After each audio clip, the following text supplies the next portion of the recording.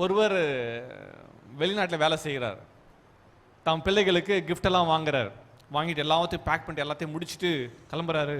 அப்போ தான் திரும்பி பார்க்குறாரு, அந்த இடத்துல அந்த பாயிண்ட் ஆஃப் சேல் அந்த இடத்துல என்ன பார்த்தீங்கன்னா கத்தி வச்சுருக்காங்க. கத்திகள்லாம் சின்ன சைஸ், பெரிய சைஸ், பெரிய சைஸு, இது மாதிரி கத்தி வச்சுருக்காங்க. பார்க்குறாரு அவர் அதை வாங்குறாரு, பேக்கில் போடுறாரு. ஏர்போர்ட் டைம் ஆகிடுச்சு, ஃப்ளைட்டு பிடிக்கணும். ஒன்று பிரித்து வேகமாக அதெல்லாம் போட்டுட்டு பேக் பண்ணிவிட்டு ஃப்ளைட்டு இந்தியாவில் வந்துச்சு. வந்து வீட்டுக்கு வந்து சேர்றாரு. ஒரு கிராமத்தில் வராரு. உடனே பிள்ளைகள்லாம் மனைவி பார்க்குற எல்லாம் சந்தோஷம். நைட் ஆயிடுச்சு, சரி படுத்துக்கலாம், காலையில் எழுந்து பார்த்துக்கலாம் சொல்லிட்டு வச்சுட்டு படுத்தாச்சு. அந்த வீட்டம்மா தூங்கிட்டு இருக்காங்க. அந்த வீட்டம்மாவுக்கு மனசு உறுத்துது. எங்கள் வீட்டுக்காரர் எனக்கு என்ன வாங்கிட்டு வந்திருப்பாரு? லைட்டு போட்டால் எல்லாம் எழுந்துருவாங்க. சரி ஏதாவது ஒன்று பார்த்துடலாமே, ஏதாவது ஒன்று கையை விட்டு எடுத்துட்டு டாய்லெட்டில் இல்லை கிச்சனில் அப்போ பிரித்து பார்த்துடலாமே அப்படின்னு புரண்டு புரண்டு பார்க்குறாங்க. தூக்கம் வரல. வேகமாக மெதுவாக எழுந்து அந்த பேகை கொஞ்சமாக திறந்து கையை விட்டு ஏதாவது ஒன்று எடுக்கலாம். கையை விட்டாங்க பாருங்க, ஆன்னு ஒரு சத்தம். வீட்டுக்காரர் கேட்டார், என்னம்மா? ஒன்றும் இல்லைங்க சொல்லிட்டு அந்த அம்மா ஆன்னு அழ ஆரம்பிச்சிட்டாங்க.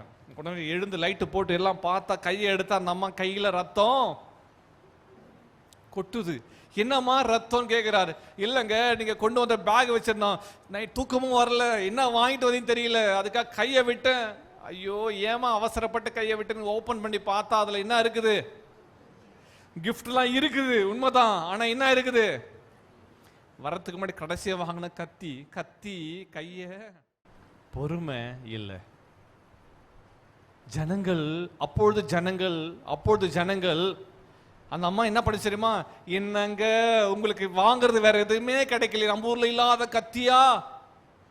அங்க எவ்வளவு கிஃப்ட் இருக்குது, அதை பார்க்கல. இல்ல பொழுது விடியும் வரல, வெயிட் பண்ணல, விரும்பல. அவசரமா அவர் கேட்டாரு, இந்த இரவுல இவ்வளோ மிட் நைட்ல உன்னை அவசரப்பட்டு கைவிட சொன்னது யாரு?